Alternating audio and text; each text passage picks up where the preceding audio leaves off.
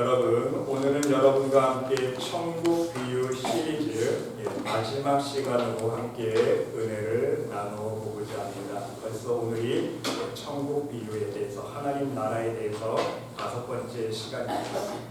여러분, 지금까지 우리가 천국 비유를 함께 살펴보면서 깨달을 수 있는 한 가지는요, 예수님의 가르침은 삶의 실제적인 것을 비유로 사용하고 계시다는 사실입니다. 하나님 나라의 비밀, 하늘의 이치, 하늘의 진리를 이 땅의 이치로 설명하실 때에 결코 학문적이나 철학적인 방법이 아니라, 어려운 방법이 아니라 누구든지 쉽게 이해할 수 있는 삶의 가장 평범하고 보편적인 소재를 가지고 하늘의 진리를 설명하고 있다는 사실입니다. 여러분, 만약에 예수님께서 좀 지식이 있는 척 그러면서 수학적인 교리를 가지고 2의 3승 곱하기 5의 4승을 미분 적분 이야기를 하면서 하나님 나라 비유를 설명해 주셨다면 알아들을 수 있는 사람이 있었을까요? 아무도 이해하지 못했을 것입니다. 우리 예수님께서 천국에 대해서 설명하신 것 여러분 다시 한번 쭉 돌이켜보세요. 천국은 씨 뿌리는 자와 같다. 그 당시 농사꾼과 밭이라는 삶의 정말 평범한 소재 아닙니까? 누구나 다 이해할 수 있는 쉬운 소재를 가지고 천국을 설명하고 있어요. 천국은 밭에 알곡과 가라지 같다. 천국은 겨자씨 하나인 것 같다. 천국은 물과 같은 것이다. 천국은 밭에 감추인 보화와 같은 것이다. 천국은 값진 진주를 구하는 장사의 모습이란다. 천국은 물고기를 모은 그물과 같다. 여러분 보세요. 전부 다 그 당시 일상생활의 소재를 가지고 설명해 주시고 있다는 사실입니다. 여러분 또한 여러분의 언어로 천국을 한번 표현해 볼 수 있으시기를 바랍니다. 지금까지 여러분들 신앙생활에 오셨잖아요. 여러분들이 깨닫고 여러분들이 체험한 하나님 나라는 어떤 하나님 나라입니까? 한번 여러분 나름대로 소화해서 표현해 볼 수 있어야 돼요. 천국은 나에게 있어서 어떠한 모습일까? 어떠한 존재인가? 천국은 내 영혼의 고향 아닙니까? 고향입니다. 천국은요, 우리의 모든 인생의 삶의 목표이자 전부이어야 합니다. 그게 진짜 믿음이기 때문에. 그리고 여러분, 저 개인적으로는요, 천국하면 저는 떠올리는 한 가지가 있어요. 그것이 무엇이냐면, 천국은 이산 가족이 상봉하는 만남의 장소다. 왠 줄 아세요? 아시죠? 우리 첫 번째 지은이가 먼저 하나님 나라 가 있습니다. 유학 먼저 보내놨어요. 우리 지은이 만날 수 있어요. 저는 그걸 믿어요. 우리 지은이도 하나님 나라 때 그걸 약속했어요. 다시 하늘을 보자. 이산 가족 상봉하는 곳이래요. 천국은 저에게 있어서는요. 예. 사랑하는 딸을 만날 수 있는. 천국은 영원한 예배의 삶과 기쁨이 있는 장소다. 여러분 나름대로 한번 표현을 해보세요. 생각을 해보세요. 여러분, 이처럼 여러분은 우리의 일상생활 속에서 하나님 나라를 이해할 수 있도록 가장 쉬운 접근 방법을 사용하고 계시다는 사실입니다. 어렵게 설명 안 하셨어요, 예수님. 그러기에 천국을 이해하고 깨닫는 데는요, 빈부의 격차가 필요 없습니다. 부자도 이해할 수 있고 가난한 사람도 이해할 수 있어요. 많이 배운 사람도 천국을 이해할 수 있고 못 배운 사람도 천국을 이해할 수 있습니다. 많이 지식적 박사 학위를 가져야 천국을 깨달을 수 있는 게 아니에요. 덧세 뺄세 못해도, 문맹이어도, 글자 못 읽어도 하나님은 그 영혼 구원하세요. 천국 깨닫게 하십니다. 어린아이, 청년, 노인의 할 것 없이 모두 쉽게 이해할 수 있도록 우리 예수님께서 천국에 대해서 설명해 주셨다는 사실입니다. 근데 중요한 사실은요, 조건이 있어요. 무엇일까요? 단지 들을 수 있는 귀가 있어야 돼요. 볼 수 있는 영적인 눈이 있어야 됩니다. 열린 마음이 있어야 돼요. 아무리 천국에 대해서 쉽게 설명해 주어도요, 들을 귀가 없으면 아무 소용 없습니다. 여러분 그렇지 않습니까? 저는 정말 시간 많이 행복해졌어.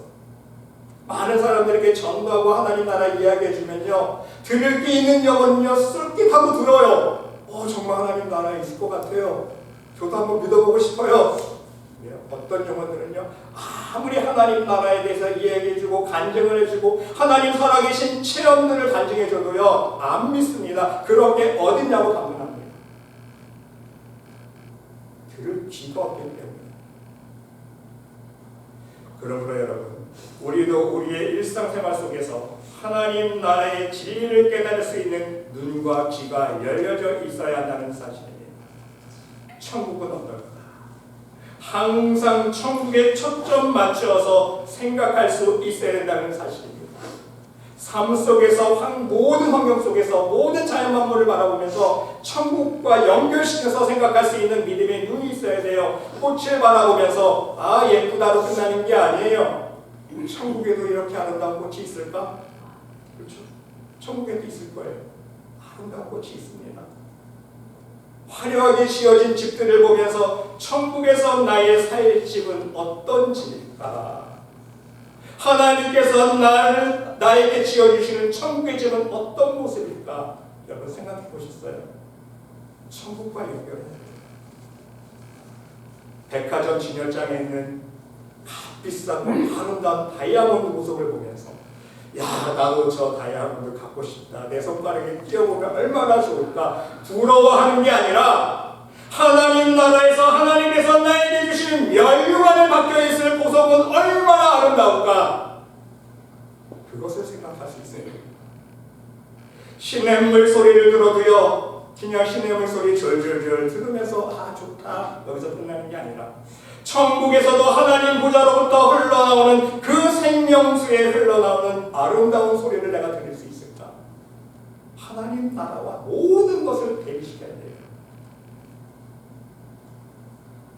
여러분, 저는 미국에 처음 왔을 때 하나님 나라를 실감하게 느껴본 경험이 있습니다. TV 프로그램을 보면서. 어떤 프로그램인지 궁금하시죠?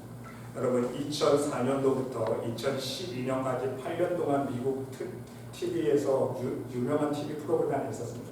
제가 딱 되면 기억나실 거예요. Extreme Makeover Home Edition. 기억나세요? 무슨 프로그램인지 아시겠어요? 집 지어주는 프로그램. 낡은 집이 있어요. 어려운 가정 환경들을 다 접수받습니다. 그래서 분별해서 선택을 해요. 이 가정은 정말 어려운 가정인데 열심히 살려고 하는구나 그러면요. 집을 다 헐어버리고요. 새 집을 지어주는 프로그램 아닙니까? 여러분 다 보셨죠? 얼마 만에 지어줘요? 일주일 만에 지어줍니다. 그것도요. 5일에서 일주일밖에 안 걸려요. 수백 년이 전문가가 다 달려듭니다. 얼마나 재밌는지 저도 미국에 왔을 때 그 프로그램을 정말 재밌게 봤어요. 몇백 명의 전문가가 달려들어서요. 낡은 집을 다 헐어버립니다. 다 부수고 그리고 새로운 자재를 사용하고 새로운 가정용품을 멋진 새 집을 만들어줘요. 그리고 버스 뒤에 딱 집주인 가족들을 숨겨놓습니다. 그리고 딱 버스가 지나가면 눈앞에 새로운 집이 딱 펼쳐지면요. 그 새로운 집을 바라보는 집주인들 표정 보셨습니까 여러분? 정말 이루 말할 수 없는 기쁨과 감격이 가득한 얼굴입니다. 이 땅 위에서 새 집을 지어주자 그야말로 자신이 표현할 수 없는 감격과 기쁨과 눈물을 흘려요. 펄쩍펄쩍 튑니다. 오 마이 갓! I can't believe it! 믿을 수 없다고 이게 내 집이냐고 정말 펄쩍펄쩍 뛰어요. 집 하나 새로 지어졌다고. 여러분, 저는 이 모습을 보면서 생각해 보았습니다. 진정 하나님 나라에서 내가 살 영원한 집을 보게 된다면 얼마나 큰 감격이 있을까? 하나님 나라에 딱 갔는데 하나님께서 장 목사야 이게 네 집이다. 네가 그동안 믿음의 죄를 올려준 그 죄를 가지고 내가 네 집을 지어주었단다. 이 집에 살아라.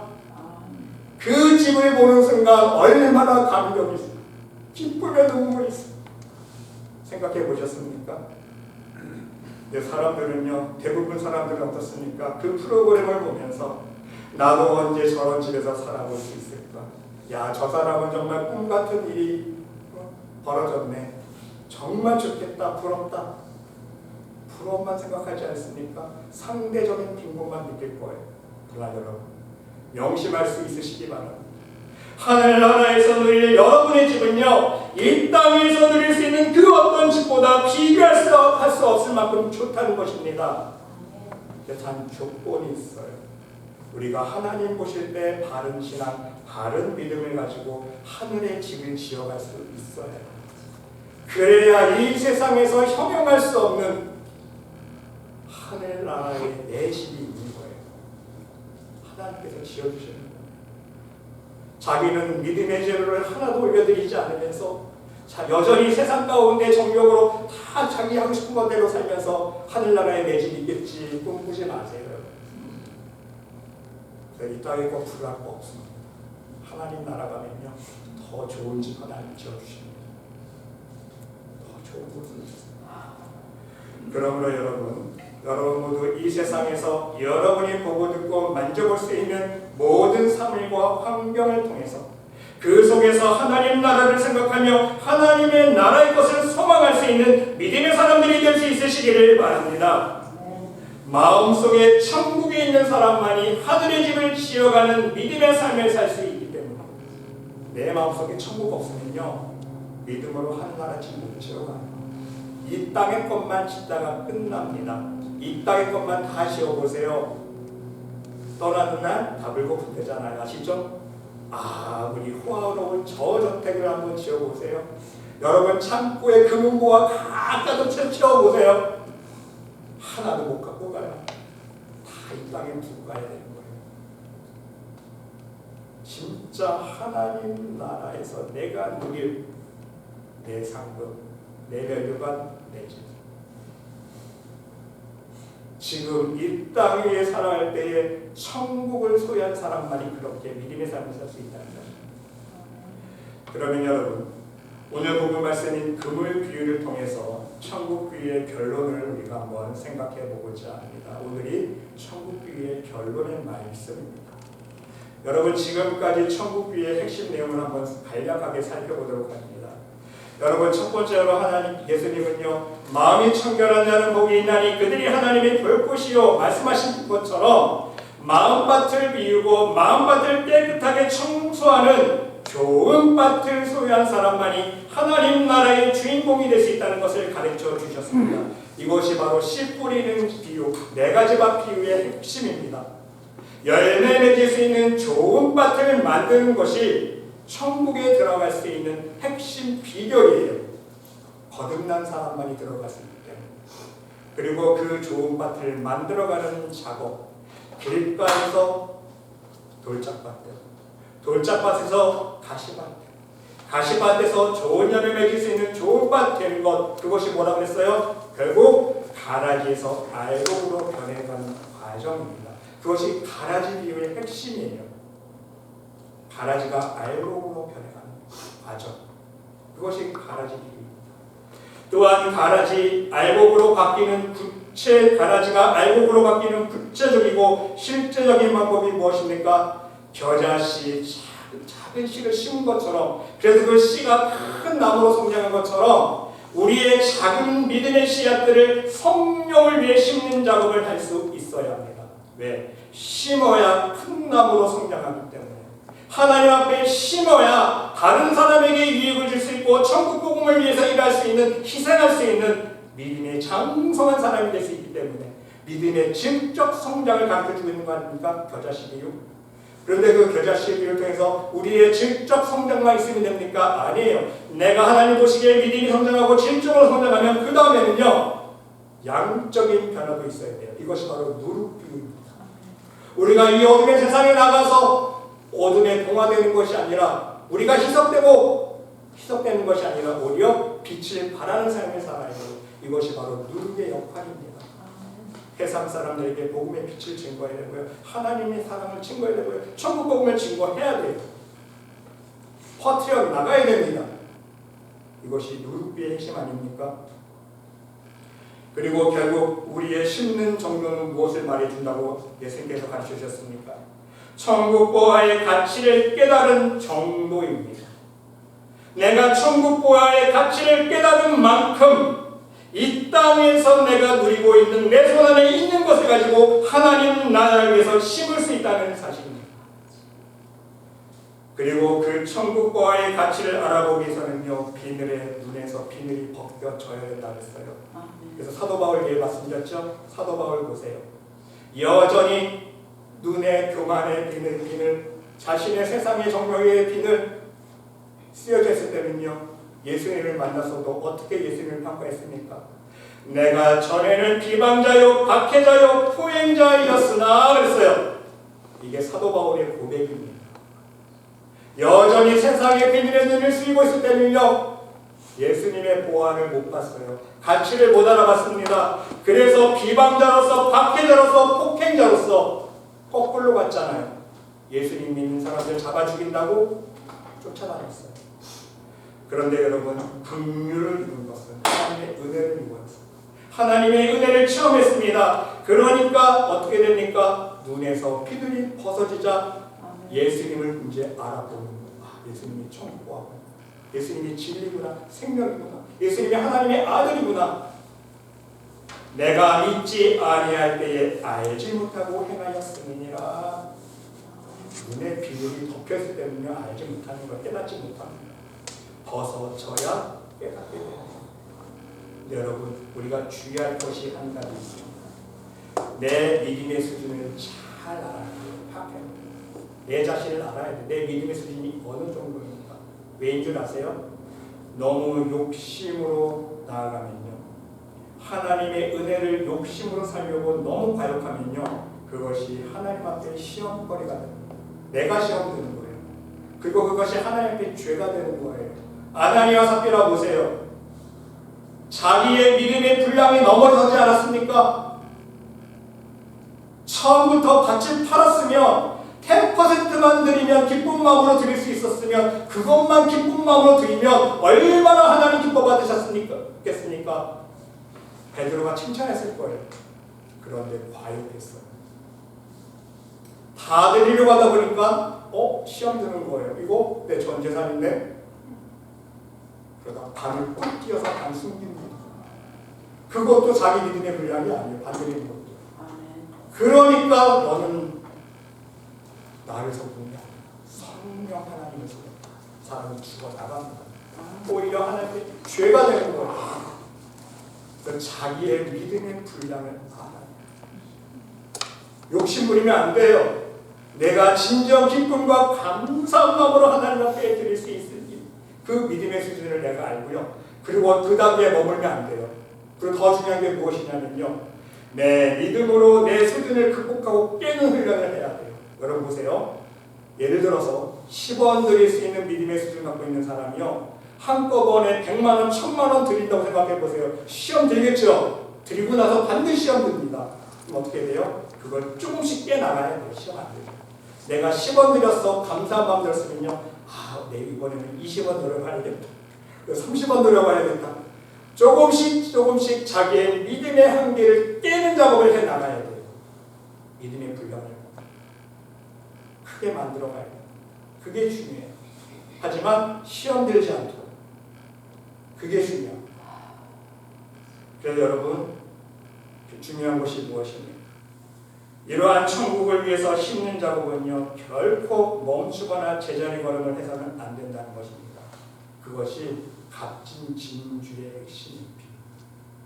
멈추면 안 돼요. 더 값진 빈주를 찾아서 헤매는 장사꾼입니다. 더 값진 천국보화를 깨닫기 위해서, 그 값진 천국보화를 깨닫으면 그것을 내 것으로 만들기 위해서 조금씩 내 믿음의 수준을 높여나가야 될 수 있어요. 성숙하게. 그게 바로 진주, 값진 진주를 찾아 헤매는 장사꾼의 비유의 말씀의 핵심입니다. 더 멋지고 값진 하나님 나라의 상급을 위해서 열심히 최선을 다해 구하고 찾고 두드리는 그러한 믿음의 삶을 계속적으로 실천해 나갈 수 있어야 한다는 사실입니다. 그리고 여러분, 오늘 마지막으로 예수님은요, 천국 비유의 완결편, 이제 결론, 완결편으로 말씀해 주십니다. 이게 그물 비유. 가라지 비유에서 마지막 심판 때까지 하나님이 참는다고 그랬잖아요. 알곡과 가라지를 함께 자라도록 내버려 두라 그랬어요. 가라지를 뽑다가 알곡까지 뽑을까 염려된다. 마지막 때까지, 내가 심판할 때까지 둘 다 자라게 가만두어라. 이러한 하나님의 긍휼하신 은혜의 시간이 이제 끝이 나고요. 이제 하나님 심판대 앞에서 알곡과 가라지를 구분하시는 모습이 바로 그 현장이 클라이막스가 오늘 금을 비유하는 말씀입니다. 이해되시죠? 골라내는 거예요. 좋은 물고기, 나쁜 물고기 이제 골라내는 거예요. 근데 중요한 사실은요, 하나님은요 알곡과 가라지를 구분하시기 전에 모든 사람들에게 이미 기회를 주셨다는 사실입니다. 그 기회를 주시고 마지막 심판을 하시는 거예요. 모든 사람들이 복음을 들을 수 있는 기회를 주시기 위해서 끝까지 참고 인내하신다고 했잖아요. 예수님을 믿을 수 있는 기회, 회개함으로 말미암아 하나님 앞에 다시 나올 수 있는 기회를 주십니다. 결국 가라지에서 알곡으로 변화될 수 있는 기회를 다 공평하게 주시는 거예요. 그리고 나서 이제 구분하십니다. 이것이 오늘 그물 비유의 핵심입니다. 천국은 물고기를 모으는 그물과 같다. 여러분 재미있는 사실은요, 이 천국 비유 마지막 그물 비유는요 마태복음 22장에 나오는 혼인잔치 비유와 똑같습니다. 평형구조를 이루고 있어요. 패러다임이 똑같아요. 여러분 생각해 보셨어요? 제가 증명해 보여드릴게요. 오늘 말씀 보세요. 그물로 바다에 각종 물고기를 모으지 않습니까? 말씀에. 네, 여러분 혼인잔치 기억하시죠?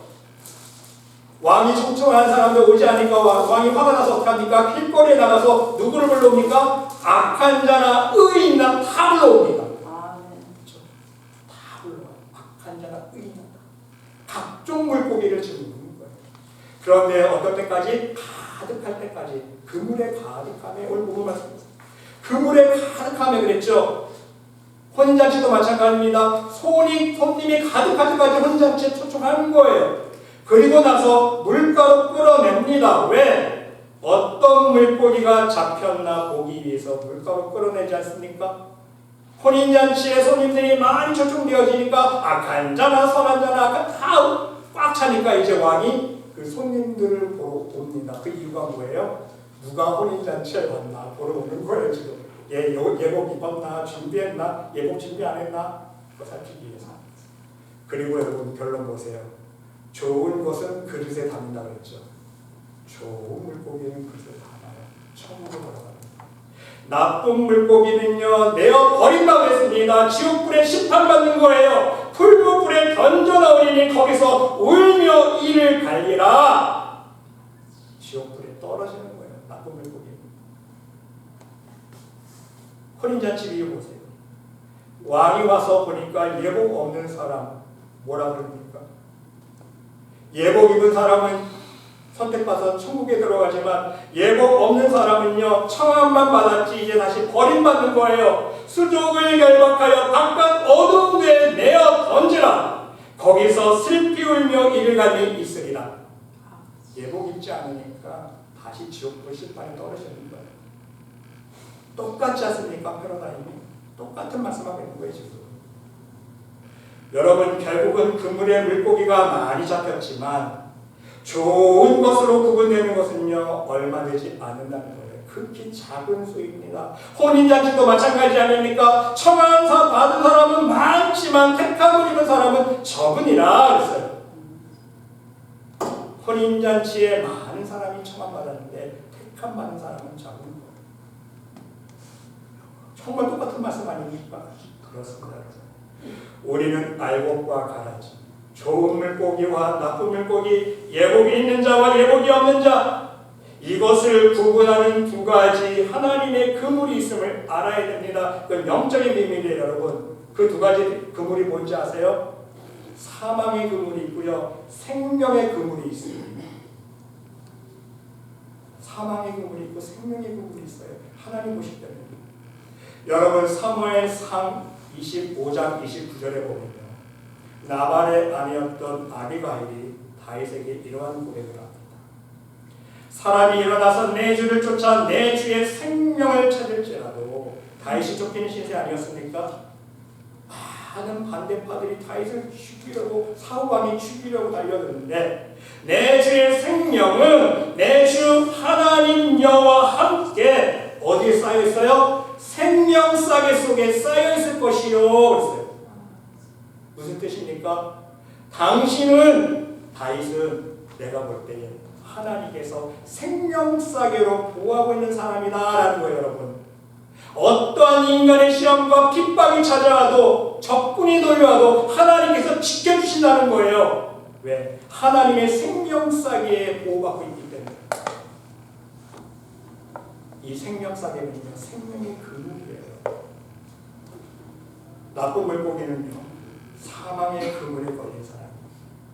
좋은 물고기는요, 생명 그물에 걸린 사람이에요. 생명싸개에 하나님께서 보호하시는 영혼입니다.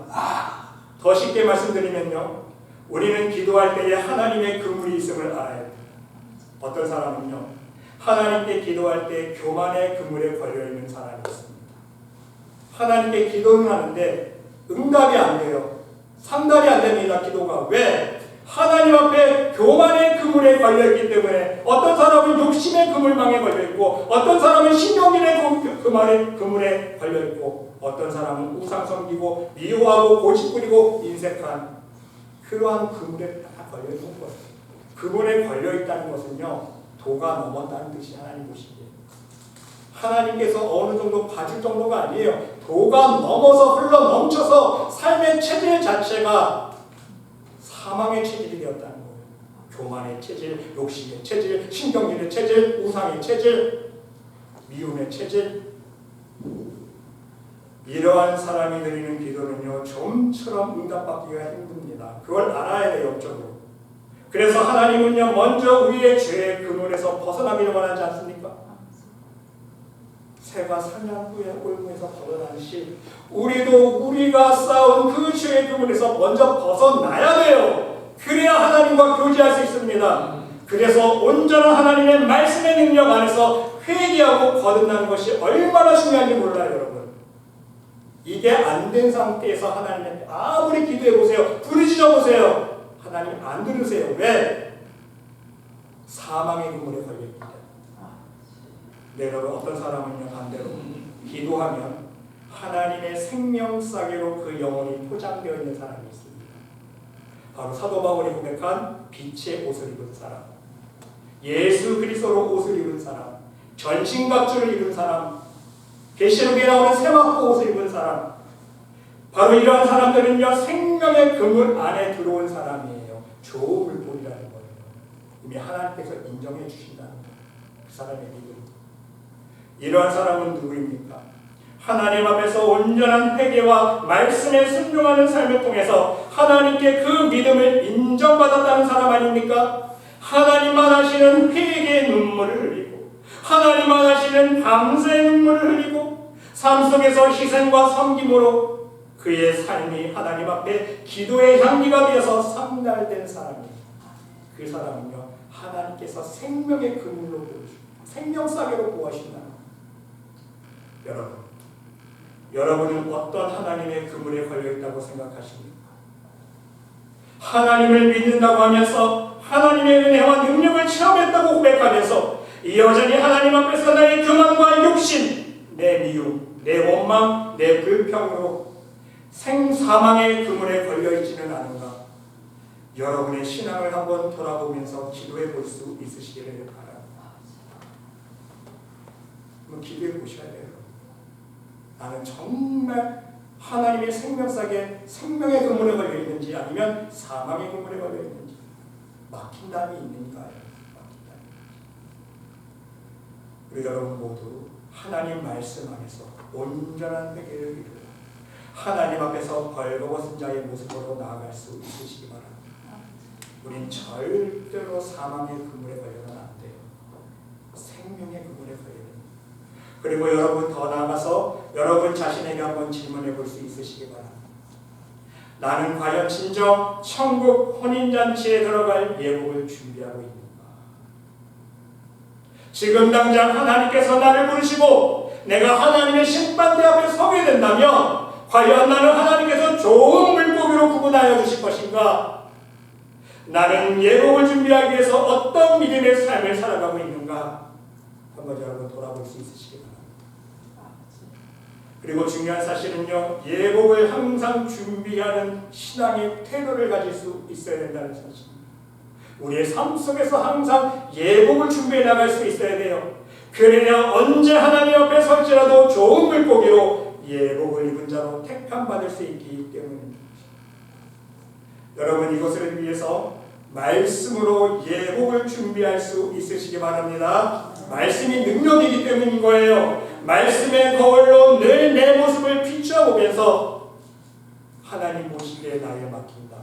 사망의 그물이 무엇인지 매일매일 깨닫고 사도 바울의 고백처럼 나는 하나님 앞에 죄인 중에 괴수입니다. 하나님 이 사망의 몸뚱이를 어찌합니까? 오라 나는 공고한 사람이로다. 누가 이 사망의 몸에서 나를 건져낼까?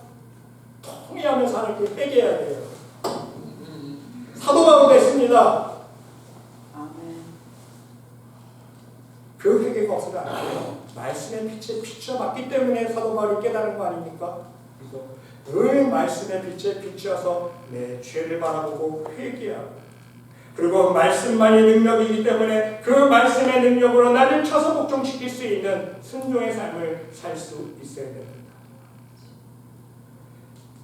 이것은요 말씀에 순종하는 삶의 열매를 맺을 때 가능하기 때문에 그래서 여러분은요 두 번째로 입술의 기도만 드려서는 안 돼요. 입만 살아서는 안 된다는 거예요. 여러분의 몸으로 삶의 모습으로 진정한 성도의 옳은 행실로 예복을 준비할 수 있어야 된다는 사실입니다. 계시록 19장 보세요. 세마포가 뭐라고요? 성도들의 옳은 행실이로다. 세마포는요 입술로 기도한다고 표시합니다. 성도들의 옳은 행실, 형식적인 행위가 아니에요.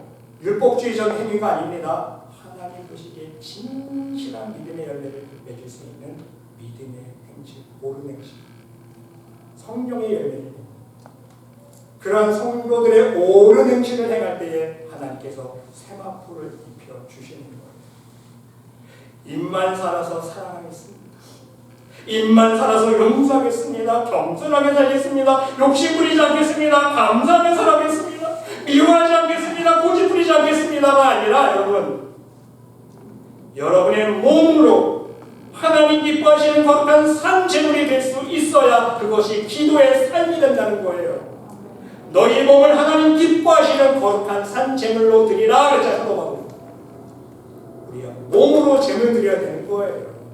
이 사망의 몸뚱아리, 이 교만의 몸뚱아리, 욕심의 몸뚱아리를요 말씀으로 찔러 쪼개어서 이제는 감사의 몸, 사랑의 몸, 섬김의 몸, 거룩한 하나님 기뻐하시는 산 제물이 될 수 있어요.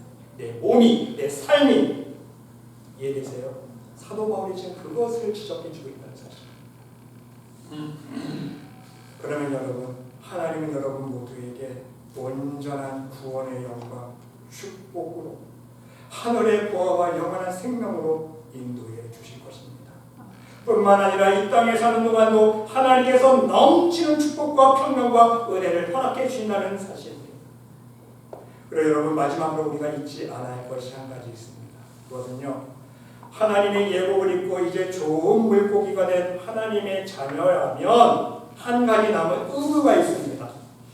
바로 선교적인 차원에서 전도의 그물을 던질 수 있어요. 여러분의 삶 속에서 전도의 그물을 던질 수 있어야 된다는 사실입니다. 여러분 우리가 선교한다고 선교지에 선교비만 보낸다고 선교하는 게 아니에요. 이해되십니까?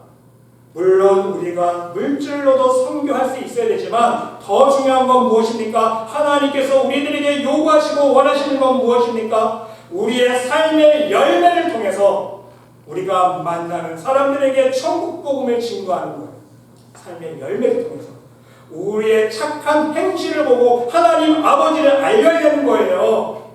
하나님은 사랑이시고 하나님은 능력이시고 하나님은 기적을 일으켜주시고 병든 자를 일으켜주시고 더 나아가서 가장 중요한 하나님은 지옥과의 영혼을 저 천국 영원한 생명으로 옮겨주신 구원자를 증거해야 됩니다.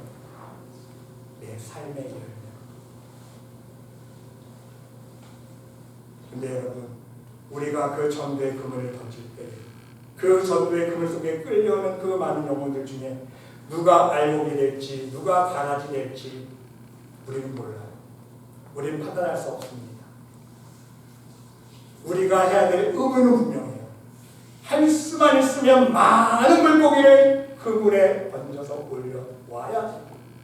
그러면 좋은 물고기, 나쁜 물고기 구분하는 건 누가 하는 거예요? 내가 전도했다고? 아니에요. 여러분이 전도했다고 너는 천국 갈 수 있고 너는 지옥 가. 여러분이 판단할 수 있어요? 아니에요. 내가 전도했지만 결국은 그 마지막 날 하나님께서 좋은 물고기 말고 나쁜 물고기 가라. 그 판단 구분하시는 것은요 하나님께서 하신다는 사실입니다.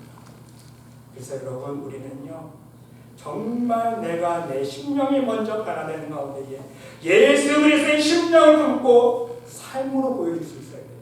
사람들에게. 그리고 성령님 역사해달라고 간절히 그 영혼을 위해서 기도할 수 있어야 됩니다. 내가 그 영혼을 구원 못해주기 때문에 하나님이 하신 것 때문에 하나님 저 영혼 좀 불쌍히 여겨주셔서 저 영혼에게 복음의 씨앗을 심어주시고 사단 마귀에게 빼앗기지 아니하고 그 심어진 천국 복음이 뿌리가 내려지고 줄기가 자라고 열매가 맺고 풍성한 성령의 열매가 맺을 수 있도록 하나님 저 영혼 지켜달라고 기도할 수 있어야 됩니다. 하나님만이 하실 수 있습니다. 여러분 오늘 본문 말씀 결론 보세요. 49절로 50절 말씀. 세상 끝에서 일어나고 천사들이 와서 의인 중에서 악인을 갈라내어 풀무불에 던져 넣으리니 거기서 울며 이를 갈리라. 여러분 핵심이 무엇입니까? 의인 중에서 악인을 갈라내어. 여러분 읽으실 때 이거 깊이 묵상해 보셨어요? 의인 중에서 악인을 갈라내어. 세상 사람들 중에서 악인 갈라내는 게 아니에요. 착각하지 마세요. 의인 중에서. 무슨 의미인지 아시겠어요? 의인 중에서. 네, 여기서 우리가 한 가지 잊지 말아야 될 것은 하나님이 인정하신 의인 중에서가 아닙니다. 왜인 줄 아세요? 이미 하나님께서 인정해 주신 의인은요 100% 천국 가기 때문에 악인이 될 수가 없어요. 근데 여기서 말하는 의인은 무엇입니까? 의인 중에서 악인을 갈라낸다. 자칭 내가 의인이라고 착각하면서 신앙생활하고 있는 많은 기독교인들, 성도들 이해되세요? 교리에서 가르쳐주는 구원에 대한 교리만 철석같이 믿고 나는 구원받았다고 착각하고 있는 의인들, 사람 보기에 장로님, 권사님, 집사님 믿음 좋으십니다. 천국 좋은 자리 가실 거예요. 사람이 인정해주는 의인들, 나 스스로 믿음이 좋다고 나는 이미 구원받았다고 스스로 착각하는 의인들. 그 의인들이 누군지 아세요? 예수님이 말씀해 주셨어요. 나도 주여 주여 하는 자마다 다 천국 못 들어간단다. 보세요. 의인들이잖아요. 자기 볼 때는 세상 사람들 볼 때는 의인 아닙니까? 주여 주여 저 아시죠? 저 주님의 이름으로 귀신도 내쫓았어요. 주님의 이름으로 권능도 행했습니다. 주님의 이름으로 선지자 노릇했어요. 저 의인이에요. 저 이름 아시죠? 저 아시겠죠? 예수님은요. 나도 모르는데 불법을 행하는 자라 내게서 떠나가라. 이해되시죠? 의인 중에서 악인을 갈라내신다는 거예요. 믿는 사람들 중에서 진짜인지 가짜인지, 믿는 사람들 중에서 교회에 많은 사람들이 칭찬받아서 나와서 예배드리고 있는데 그 사람들 중에서 가짜 악인을 갈라내신다는 거예요. 마지막 때 얼마나 심각한 말씀입니까? 제 얘기 아니에요. 저 이단 아닙니다, 여러분. 장로의 교리를 말하면 저 이단이에요. 지금 구원 못 받는다는 거잖아요. 지금 제가 말한 예수님 말씀입니다. 예수님 말씀이에요. 여러분 우리가 얼마나 두렵고 떨리는 마음으로 신앙생활을 해야 되는 겁니까? 이 말씀을 안다면, 깨달은 사람이라면. 사랑하는 여러분, 끝으로 우리가 천국교회의 말씀을 마치면서 여러분 모두 예수님께서 우리들에게 말씀해 주신 천국교회를 통해 그 속에서 진정 하나님 나라의 부활을 깨달을 수 있으시기 바랍니다. 그리고 그 천국 부활을 여러분의 것으로 만들 수 있는 지혜의 자녀, 축복의 자녀들이 될 수 있으시길 바랍니다. 그리고 더 중요한 건 한 가지 남은 거 있어요. 여러분 마음속에 있는 그 천국 부활을 다른 많은 사람들에게, 하나님 모르는 사람들에게, 헤매이고 있는 영혼들에게, 지옥 불러오고 하고 있는 영혼들에게 전하고 나눠줄 수 있는 복음의 증인들이 될 수 있으시기를 간절히 주님의 이름으로 축원합니다. 아멘. 기도드립시다. 하나님, 우리들을 구원해 주시기 위해서 이 땅에 보내주신 독생자 예수님, 그 천국 부활을 진정한 믿음의 눈으로 보고 깨닫고 고백하기를 원합니다. 날마다 말씀 안에서 더욱 깊고 오묘한 천국 부활을 발견하게 하시고 그 천국 부활을 나의 영원한 생명으로 만들기 위해서 날마다 십자가를 바라보며 그 십자가에 나를 죽이며 오직 성령의 인도함을 받아 말씀에 순종하는 삶을 살아갈 수 있는 우리 모든 말씀의 영혼들이 될 수 있도록 축복하여 주시옵소서. 간절히 이 시간 기도하기는 우리 말씀의 교회에 기름 부어주시고 함께 신앙생활하고 있는 한 심령 한 영혼 하나님의 사망의 금문이 아니라 생명의 금문 안에 생명의 싸게 생명 싸게로 보여주시는 축복을 날마다 경험하며 간증하며 살아갈 수 있는 천국 백성 될 수 있도록 역사하여 주시옵소서. 하나님께서 함께할 줄 믿사오며 이 모든 말씀 예수 그리스도의 이름으로 감사드리며 기도드려옵니다.